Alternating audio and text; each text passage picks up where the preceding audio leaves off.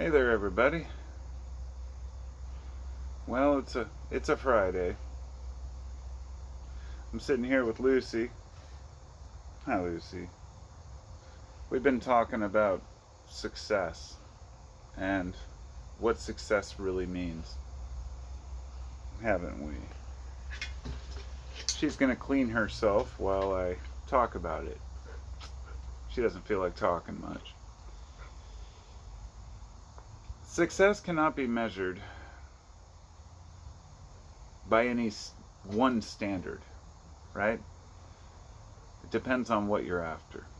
I thought about this earlier, and then before I could make this video, my oldest son and I had a conversation about religion, or rather, I just kind of rambled on about it.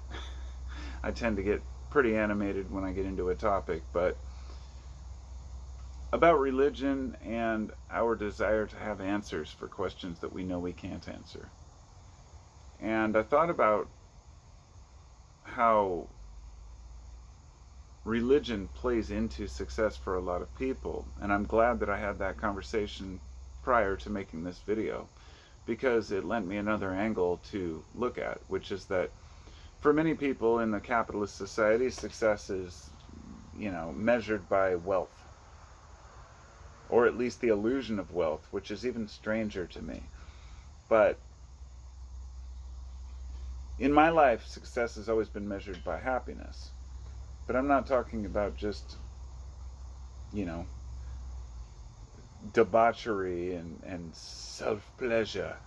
I'm not talking about making everything great for yourself all the time. I'm talking about acknowledging that life has ups and downs and being able to take those into account, be able to deal with death, be able to deal with life, changes, new jobs, things like that.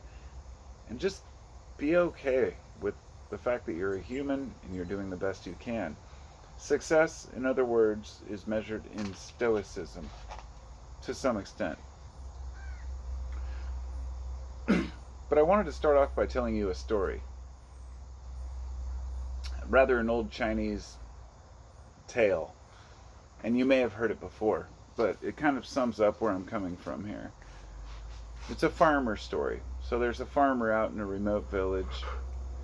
He has one son that helps him out around the farm. And one day, his horse runs off, the only horse they have. And the neighbors come over and they say, "Oh, this is so unfortunate. It's so bad that your horse ran off." And he said, "Meh, maybe so, maybe not." Then a couple days later, I guess Lucy doesn't want to make the video. A couple days later, his horse comes back. But it brings 3 wild horses along with him. And then the neighbors come over and they rejoice and say, "Oh, your horse came back, and he brought 3 horses with him. How fortunate." And the old man says, "Maybe so, maybe not." The next day, his son is trying to break in one of the new horses, and it bucks him off and he breaks his leg. And all the neighbors come over once again. "Oh, it's so unfortunate that your son broke his leg because he couldn't help around the farm." And the guy says, "Maybe so, maybe not." A week later, the Chinese army comes in and they're recruiting any young men who are able to fight to go and fight in a senseless war where everybody's sure to be slaughtered. And they spare his son because his leg is broken and he can't move. And all the neighbors once again come over and rejoice. "Thank goodness your son didn't have to go to war. You're so fortunate." And his response was, "Maybe so, maybe not. We'll see." Now this story is very simple. It could go on and on and on, and that's the point. It's the middle of a person's life, any person's life. Something happens. You don't know whether it's fortunate or unfortunate in the long run. Therefore, it's very difficult to measure success in the same way. You may think you've been successful at what you wanted to achieve, but if it's only monetary, you may realize that's not what you were really after. And we see this in people who are extremely wealthy, who seem to get more satisfaction out of just working more and being more in the public eye than they actually do to say, wow, I could retire and actually enjoy my life and go out and have fun and do things with people. It's about work. It's not about the money. It's success is measured differently by different people, as I said. There are some people who make a few million and then they go off and buy a small island and they never heard from again. I believe I heard this story from Lita Ford, who played with Ozzy back in the 80s. And from what I understood, I read an article about how once she'd made her fortune, she went and bought a small island with her husband and raised kids and enjoyed their lives. And that's phenomenal to me. That's like the dream, the real dream. Not to keep making more and more money, but success is measured in day-to-day happiness. I don't know how I would ever be happy being a multi-billionaire that spends all day on Twitter trying to defend my ego. That would be miserable to me. It sounds horrible, but to each his own. Or, sorry, X. It's not Twitter any longer. Now it's X. Being wealthy does not mean you're intelligent, okay? But rather, I should say, it doesn't mean you're smart. You can be intelligent and not be smart. Common street smarts and basic personality traits are hard to come by these days. It seems everybody is just a fucking moron. But that's my opinion.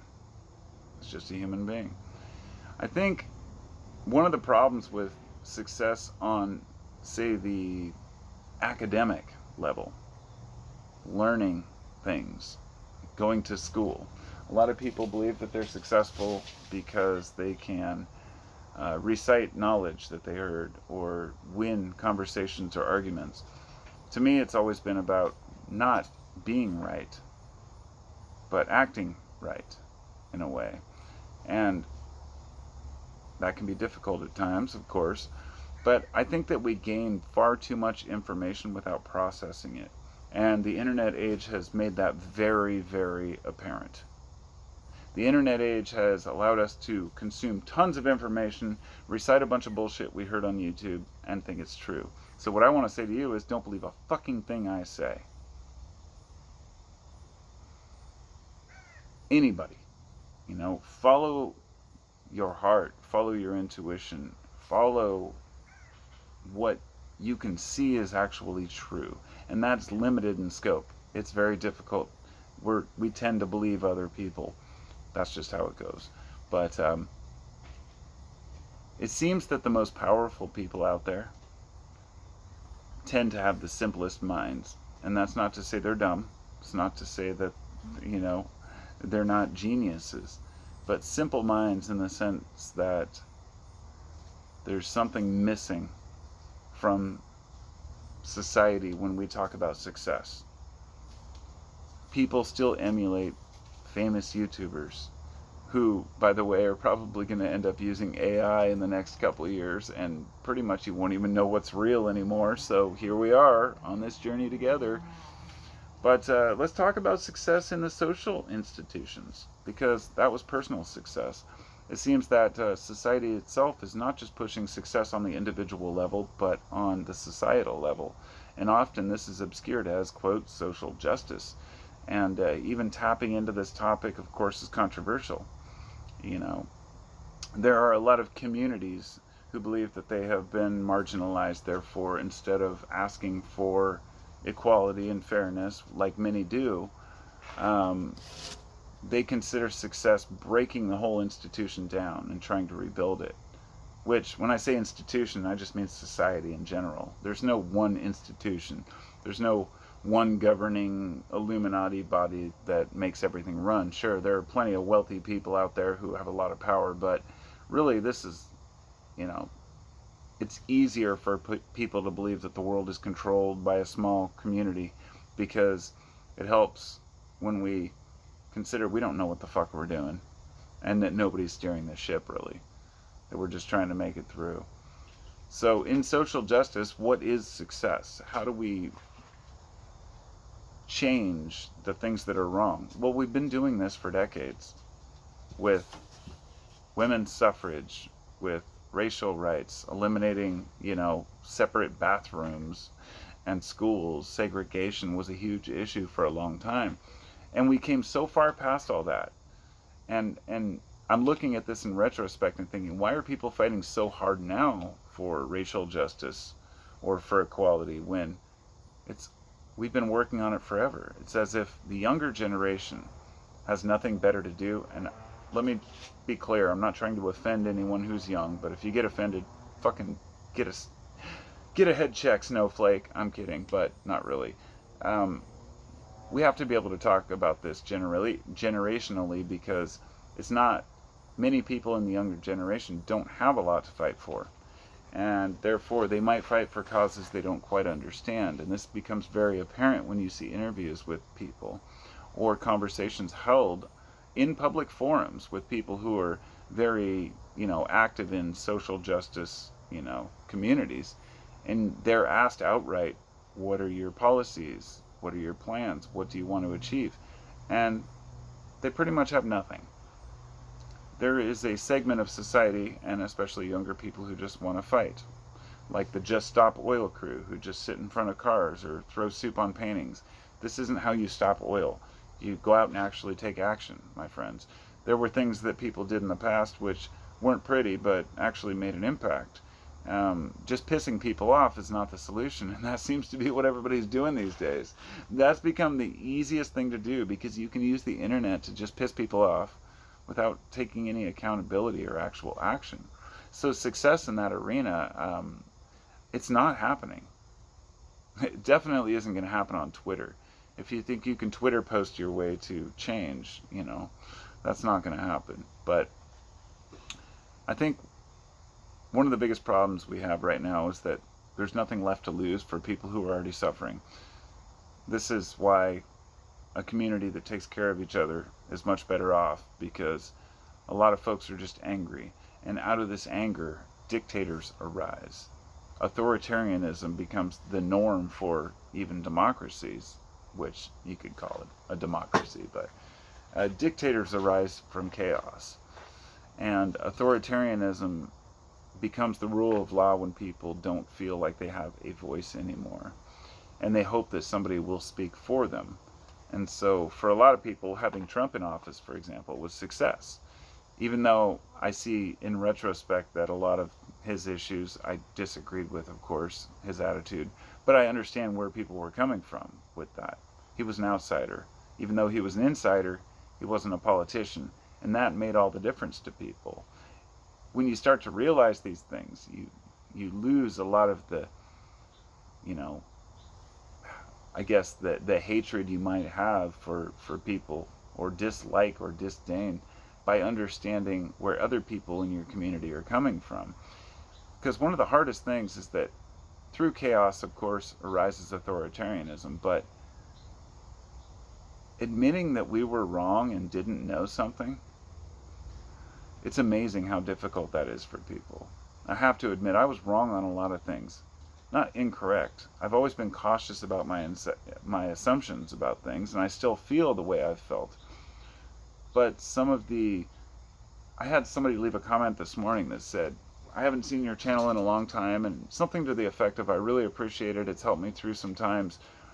I remember he said we argued back during the Trump era about Hillary and Trump, and he's like, I was pissed off, but I've changed he's like, I was a hardcore conservative and I've changed my ways since then. And I was like, something to that effect. And I was like, it's so funny hearing this, because here I am, somebody who was probably defending the left, who has moved further to center than I was. I'm not a conservative, and I never will be. The whole point was that people are coming together to realize that politics aren't about division. They're about making things work for all people. And therefore success, in my eyes, when it comes to a country, because that's all I have is my country, the world is going to be what the world is, but I want my country to succeed. I love America. I love Americans. I don't care what people say about, Americans are dumb or whatever it might be. Fuck the rest of you all. And fuck you goddamn Brits and your attitudes. I'm totally joking. Yeah, there are a lot of dumb Americans, but there's a lot of dumb fucking people in every country. And the truth is that most people here are pretty fucking cool. You go places and people are nice, they interact, they smile. Not always, but we cannot become who we are as a society without honest feedback from one another, honest discussions, open forum debates, and podcasts, things like Joe Rogan's podcast. You may love or hate it, but the fact is, these are 3-hour long form conversations with very prominent people. You owe it to yourself to listen to what they have to say, because we've all lost the attention span to listen to these things and to really hear what people have to say. We're obsessed with sound bites, and so our success is dependent upon, for all of us, it's dependent upon listening to each other. So I hope I've covered as much as I could cover on the topic I wanted to cover. And I guess I did pretty decent times. 15 minutes ain't bad. It is the 15-minute Free Thinking Podcast, which I didn't record the podcast version. So here we are, moving on. I appreciate your time. I hope you gained something from it. And if not, whatever. It is what it is. I make videos. I talk about life. I have another channel called Carpo's Thoughts. I don't use it very often. And another one called Carpo Craft Woodworking. I also have a podcast called 15-Minute Free Thinking, and a Patreon, if you're so kind to contribute, at Patreon/Carpo719. Beyond that, I think I've said everything I gotta say. Peace out. Be well. Take care of each other. Don't be a fucking dick. You know, success is not measured by oh God, I'm not even gonna say it. I'll just leave it at that. Shouldn't talk about wang size. It's not appropriate.